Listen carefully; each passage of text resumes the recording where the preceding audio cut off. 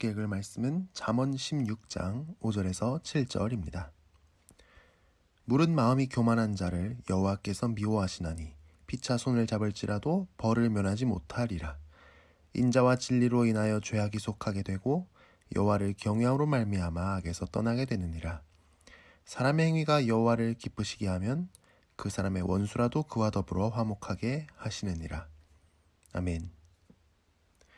인생이 등 따시고 배부르면 다 될 것 같기도 하지만 대궐 같은 집에 살면서도 부부간에 부모 자식 간에 불화하는 일이 있으면 마음이 대단히 고통스러워서 어찌할 바를 모릅니다.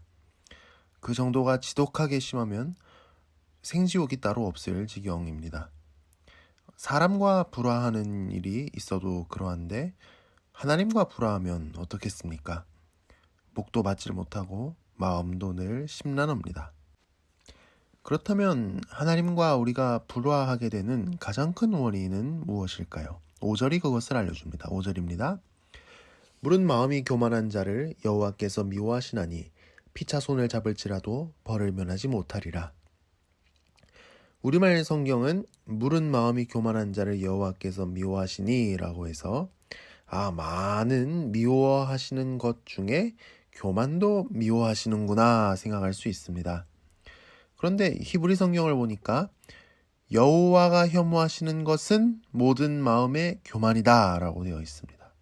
그러니까 하나님이 가장 혐오하시는 것이 바로 우리 인간의 교만이다 라는 말씀인 것입니다. 여기서 이 교만이라는 말이 참 재밌습니다. 원래는 높이가 높다, 키가 크다 라는 뜻입니다. 그러니까 교만은 내가 내 진짜 가치, 내 진짜 능력, 내 진짜 존재보다 내 자신을 과대평가하는 것입니다. 그런데 하나님은 우리 인간이 스스로를 과대평가해서 기고만장한 꼴을 가장 혐오하십니다. 마치 시체가 며칠 동안이나 수습되지 못해서 부패하는 냄새가 진동하는 모습을 보시듯이 하나님은 우리 교만을 혐오하십니다. 실제로 우리 주변에서 자랑질이나 하고 교만한 사람을 만나면 우리도 밥맛이 다 떨어질 지경입니다. 우리도 혐오스럽습니다. 그래서 저리로 가라고 하죠. 그런데 하나님이 우리 인간의 교만을 그토록 혐오하시는 이유는 무엇입니까? 왜냐하면 교만의 최고봉이 무엇인가 하면 결국 나는 하나님이 필요 없다. 나는 하나님과 상관없이 내가 알아서 살겠다 하는 것이기 때문입니다.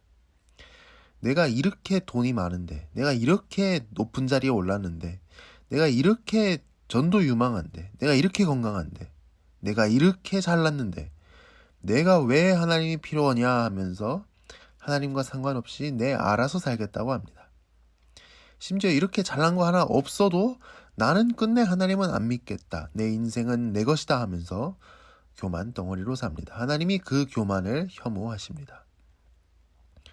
그래서 피차 손을 잡을지라도 벌을 면하지 못하리라 라고 하는데 피차 손을 잡는다는 것은 하나님이 교만을 심판하실 때 이제 교만한 사람들이 손을 잡고 어떻게든 그 심판을 막아보려고 해도 실패할 정도로 반드시 심판이 임한다는 뜻이 됩니다. 또는 이 피차 손을 잡는다는 것이 고대에 서로 어떤 점이 확실할 때 손을 마주치는 관습이 있었다고 합니다. 그래서 피차 손을 잡는다가 반드시 정령이라는 뜻도 됩니다. 이 둘 다 이 교만에 대해 하나님의 심판이 반드시 나타난다 하는 뜻이 되겠습니다.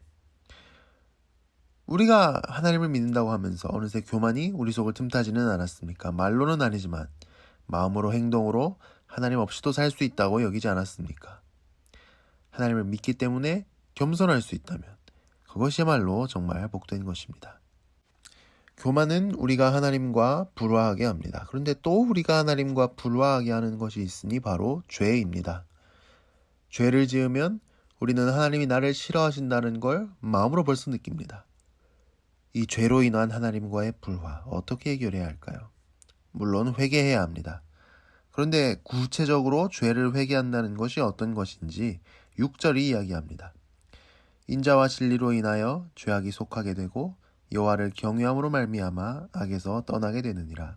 여기서 이제 인자는 이제 헤세드, 하나님의 한결같은 사랑, 하나님의 자비 이런 뜻으로 우리가 잘 알고 있죠. 그리고 여기 나오는 진리는 하나님께서 진실되시다, 늘 믿을 수 있다, 변함이 없으시다, 이런 뜻입니다. 이 인자와 진리는 하나님의 대표적인 성품입니다.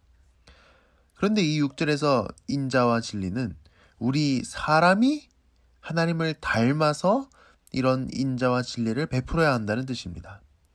서로에게 의리를 지키고 어려움 가운데 있는 사람에게 의무의 범위를 넘어서까지도 도움을 주는 그런 사랑과 헌신이 나타나야 한다는 뜻입니다. 대표적으로 성경이 로식을 했죠.